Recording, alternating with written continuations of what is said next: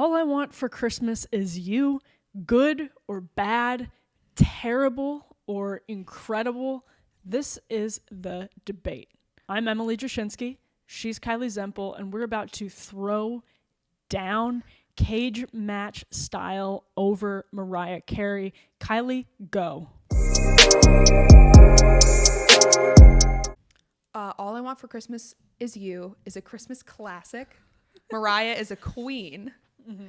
If you can come out with such a terrible 90s music video and still be on every Christmas station running all season long, how could you possibly be a bad song? It's true. She puts up incredible numbers every Christmas that literally beat like a lot of new stuff on the charts, with All I Want for Christmas Is You, which is how many years old at this point. There is absolutely no denying this song is popular, enormously popular, that it resonates with millions of people, that it is the sound in a sort of Pavlovian sense of Christmas on November 1st as you're putting your Halloween costumes away and you hear Mariah Carey, you know what time of year it is. But Kylee, and this may or may not be a devil's advocate argument because I may or may not enjoy this song very much,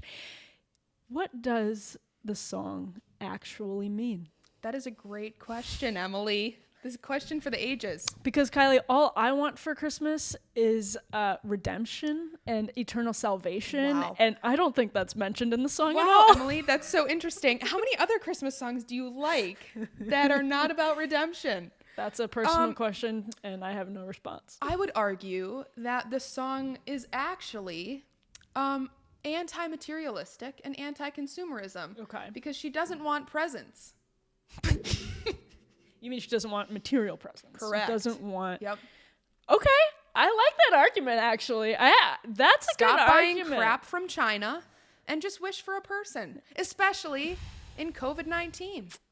Well... We haven't seen people, and we don't like, the CCP, so... Yeah, okay, all right. Kylee, fair point. It's a fair point, but Christmas is not merely about eschewing consumerism. Correct. Christmas ultimately is about the birth of Christ. And you're making an argument that does not have to be central to any sort of Christmas music. Correct? I'm making the argument that Jesus doesn't have to be central to all Christmas music. Right. See, if I were making the argument... She just said it, ladies and gentlemen. You heard it here.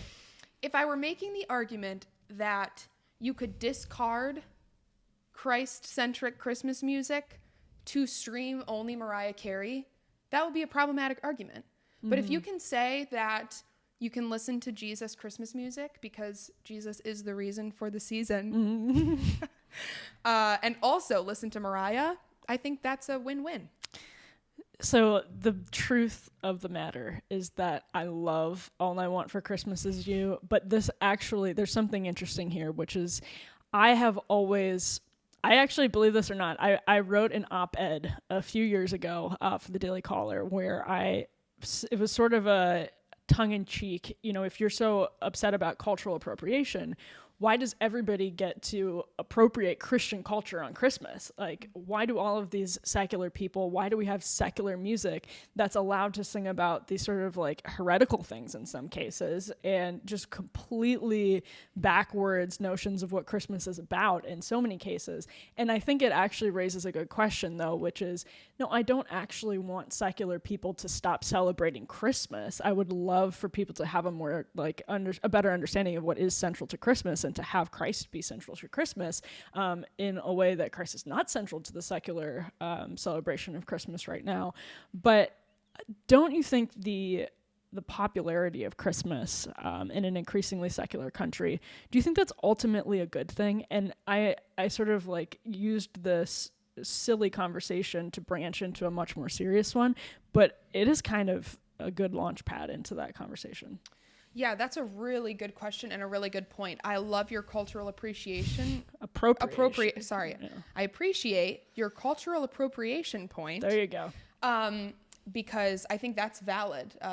You know, why do you celebrate something that you don't actually believe in? Great question. But I don't know that music that is inherently like, yeah, music that has nothing to do with religious themes, I think bothers me less than music that is heretical about Jesus. Okay. Or like Christmas music that is trying to be religious, but that is theologically wrong or not actually about Christmas. Like I don't actually have a problem with this, but an example would maybe be like Little Drummer Boy, like something that just like tries to jump in on like the Jesus bandwagon, but like isn't actually about Jesus. All I can think about right now is Angela singing Little Drummer Boy in the Christmas episode of The Office. Don't forget Dwight holding the microphone. Yeah, he holds the microphone. I think that's the one where they go to Benihana. Yeah. Yeah. Believe it or not, I stream The Office on my phone while I'm getting ready in the morning, and I'm halfway through that episode right now. Wait, so this makes you like Billie Eilish, who Billie Eilish actually just will watch The Office. She did a video with Rainn Wilson, who played Dwight, where they did Office trivia that was extremely detailed and specific. And she said she like literally just watches The Office. It's sort of like an ambient part of her life. Like she said, this is disgusting, and she watches it while she's going to the bathroom. But this is a thing. So Kylee, I've learned is young, a child.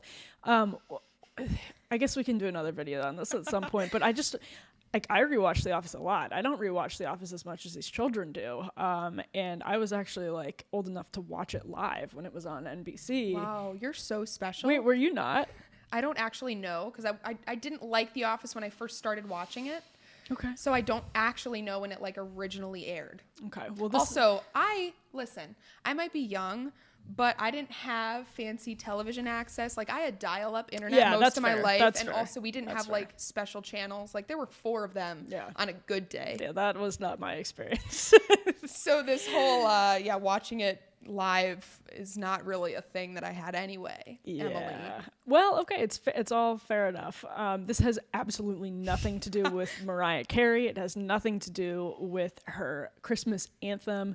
At the end of the day, I guess we both like the song, even though I thought it would be fun to sort of disagree with everything you say for the sake of it. How many other songs can you hear the first note and a half and like it already puts you in a good mood and you're just like ready to absolutely jam? To throw down. Like this podcast was supposed to be and wasn't. Yeah, this isn't a podcast. Video. Just don't be ridiculous. Kylee doesn't know what a podcast is. Never heard of despite it. being a child. All right. Well, stay tuned to the channel. Just subscribe because clearly we come to these videos with the utmost preparation and we treat them with gravity and reverence. Subscribe to keep up. Like the video, comment. We definitely read them and we look forward to hear from you. But stay tuned to the Federalist YouTube for more.